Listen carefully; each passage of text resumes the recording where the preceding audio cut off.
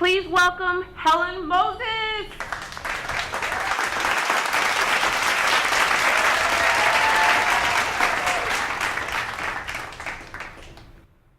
My first job out of my graduate school career was as a speech therapist in a brain injury rehab unit. And there I worked with patients who, just like that, had lost their ability to communicate. They had lost their voice. And I watched them and their families cope with this sudden, devastating loss. It was miserable for these people. Working with them made me vow that I would never, ever, ever take my voice for granted.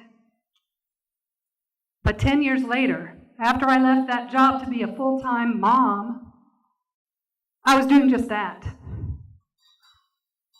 I had spent so much time taking care of other people that I had lost the value of my voice. And it didn't feel good. I wouldn't say no, and I would regret it. I wouldn't ask for help, and I would regret it. I wouldn't speak up for what I wanted on my own damn pizza, and I would regret it. Recently, I've been on a quest to speak up with confidence, and it feels good. But I was confronted with this same problem about 2 years ago in my church. A woman was organizing a women's retreat at my church, and she said, "Helen, I know you're the one. You're the one that is supposed to do the music for this event, provide the music and plan it." And I thought to myself, okay, that's good. Okay, she's somebody who's pretty connected, if you know what I mean. And I thought, okay, I have to do this. And the other problem was I automatically knew the song that I was supposed to sing.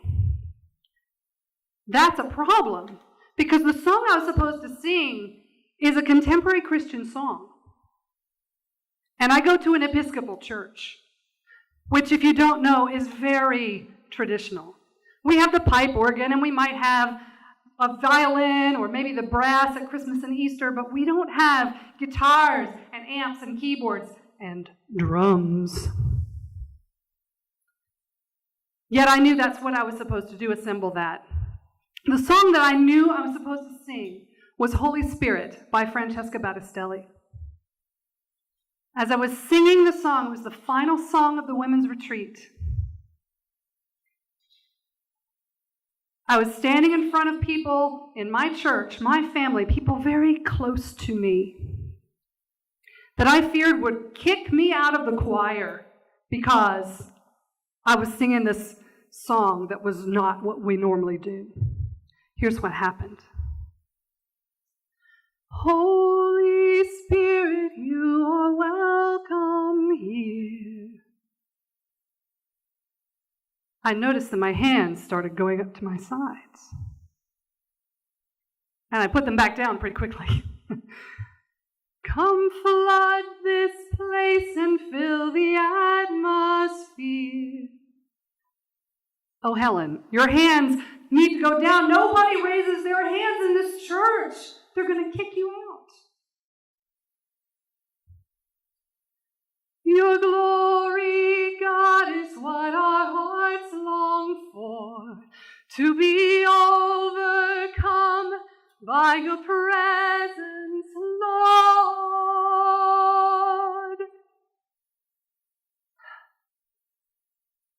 It was in that moment that I felt the freest I had ever felt. I didn't care what anyone else thought about me. I didn't care if they kicked me out of the choir. I just knew that I felt free. I didn't worry about judgment. I didn't worry about rejection, which is something I've dealt with all my life. Fear of rejection. People not liking me. But I found that piece of freedom, and I want more of it. More importantly, I want that for all of you. That freedom from fear of rejection is one of the best feelings that you can ever have.